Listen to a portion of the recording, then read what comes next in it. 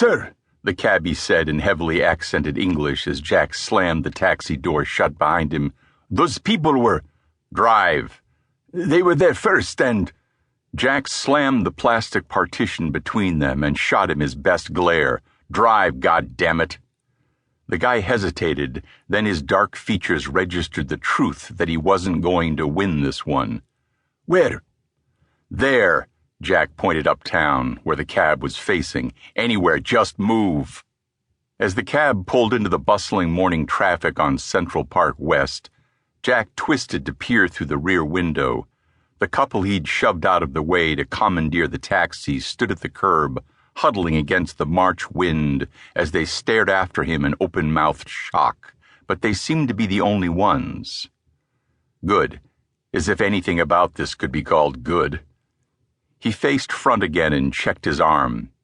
His left deltoid hurt like hell. He noticed a bullet hole in the sleeve of his beloved beat-up bomber jacket.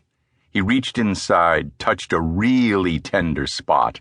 His fingers came out bloody. Swell. Just swell. This was not how the day was supposed to go.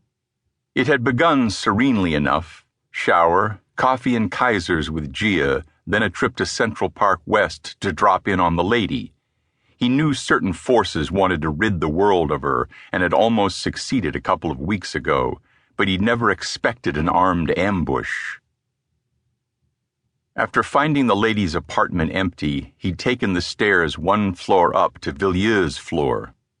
Even though he could call him Glaeken now, he'd trained himself to think of him as Villiers, and Villiers only, for over a year, so shifting to his real name was going to take a little time. He knocked on the steel door at the top step. Hello?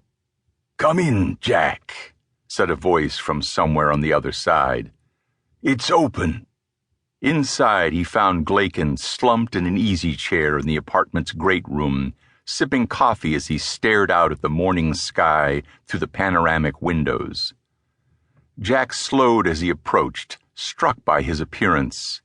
He was as big as ever, his shoulders just as broad, his hair as gray, his eyes as blue. But he looked older today. Okay, the guy was old. He measured his age in millennia.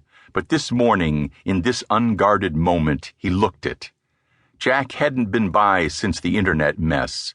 Could Glaeken have aged so much since then? You okay? He straightened and smiled, and some, but not all, of the extra years dropped away. Fine, just tired. Magda had a bad night.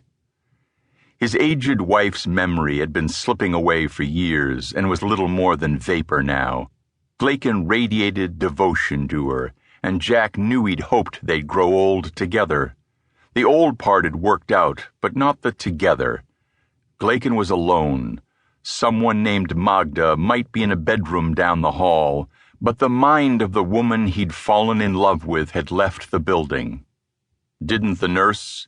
Yes, she did what she could, but sometimes I'm the only one who can calm her. Jack shook his head. Like the old guy needed more stress in his life. Have you seen the lady? I stopped in to check on how she's doing, but her place is empty. She occupied the apartment just below. Couldn't say she lived here because the lady wasn't alive in the conventional sense. You just missed her. Glaeken gestured to the window. She went for her morning walk in the park. Really? When did she start that? Almost a week now. Jack stepped to the glass and stared down at Central Park, far below. A little to the left, ringed by winter bare trees, the grass of the sheep meadow showed brown through patches of leftover snow. I take it she's recovering then. Still weak, but feeling a little stronger every day. Well, I guess after being wheelchair-bound and damn near dead a couple of weeks ago, that's not bad. Would that I had a fraction of her resilience. Jack scanned the park but couldn't pick her out. Even though the park was relatively empty due to the cold, the strollers looked too small from up here. All his uncles looked like ants, as the joke went. Can you spot her? Glaeken